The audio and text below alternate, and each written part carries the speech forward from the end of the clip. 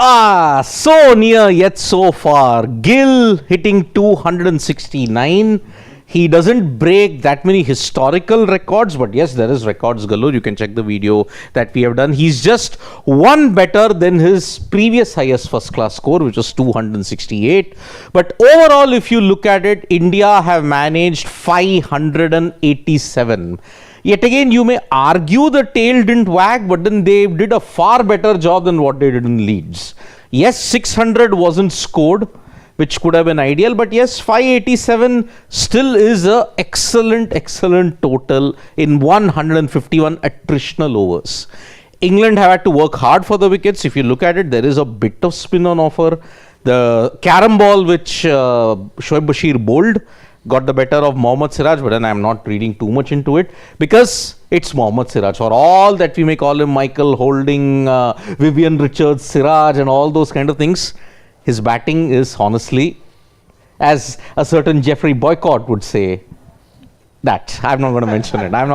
But yeah, 587 with about 1 hour and 40 minutes to go for the day's end, because you essentially have about 25 overs that you'll have to bowl. I'll have to just check that. It may be 27, 25 overs. Check that. Yeah. Do you think this is the ideal point in which, yes, India can look to take a couple of wickets and ensure England are under the pump heading into day 3, which could be the moving day of the test match? Shashwat, what do you think? Ideal that India can take wickets, or do you think this bowling attack will struggle on this particular wicket? See, I feel just before you begin, Shashwat, number of overs remaining, minimum overs remaining is 23.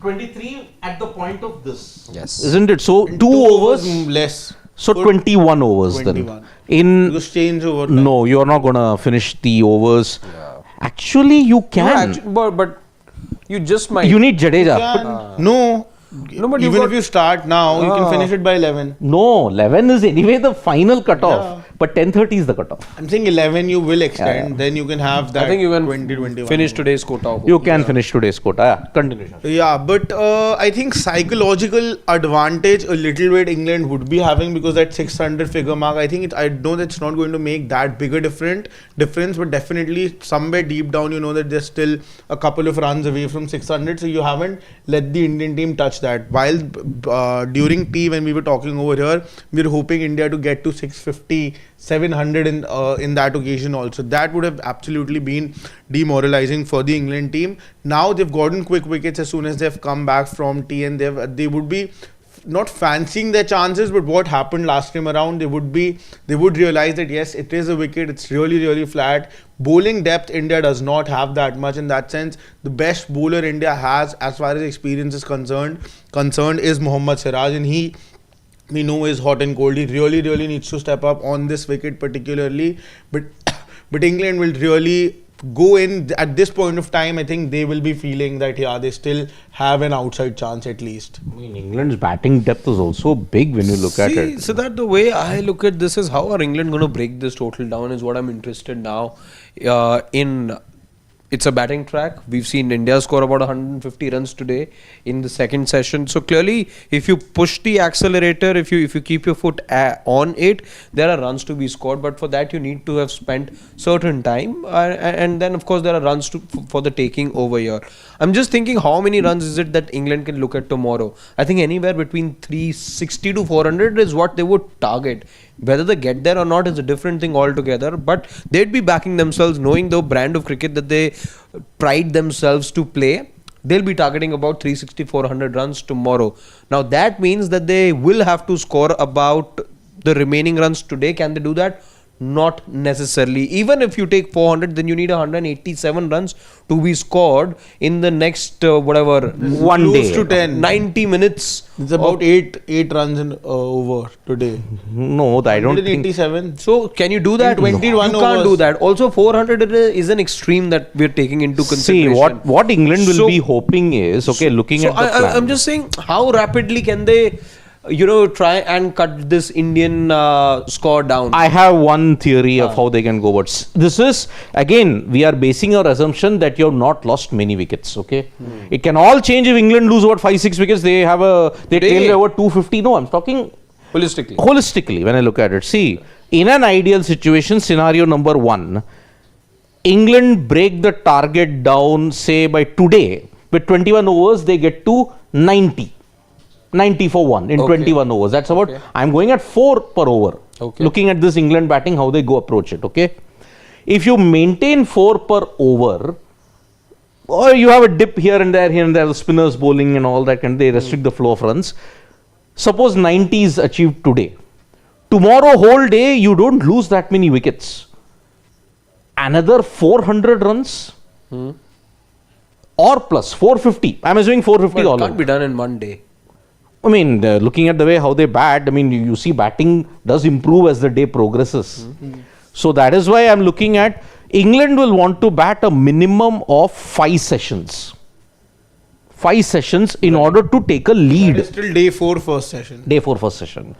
If they will be wanting a lead, England, otherwise get close to India. So 5 sessions, I'm assuming they get close to India. And get rid of India as soon as possible and then bat on day 5. Day 5, yeah. This is where I think Again, the leads kind of a situation. So you're saying basically in 1.5 days they get close to India's score. Yeah, I'm going, okay, if they go. Approximately, because right now one session on day 4 and day 5. So that's 1.5. 1.5 sessions. 5 sessions to get close to India's total. And then bat another session to get a lead. Approach like this. It's more and more. The more you try and dissect it, it looks that like is about how many a draw. overs? The more 90, you go 90, 20, 110 and 30 more. 150 overs, same. That is the one run thing, rate of the how one thing much? I'm excited to see. 5. The one thing I'm excited to see over the course of the next 80 odd minutes of cricket that we'll see today in Birmingham is how's it? Remember 100 minutes. 100 minutes is the fact that now you will see a tired England side come out to bat. Remember, they fielded all day long. They waited desperately for all these wickets to fall, and now these are tired players who have been tasked to go out there bat at a quick rate as well. That's how they bat. And the Indian bowlers have been well rested for close to 2 days now, not like they spent a lot of time in the middle, barring a Jadeja, who also by now I don't think you're seeing him bowl for the next hour also, for that matter. I see the Indian fast bowlers perhaps bowl for the first 40 minutes easy.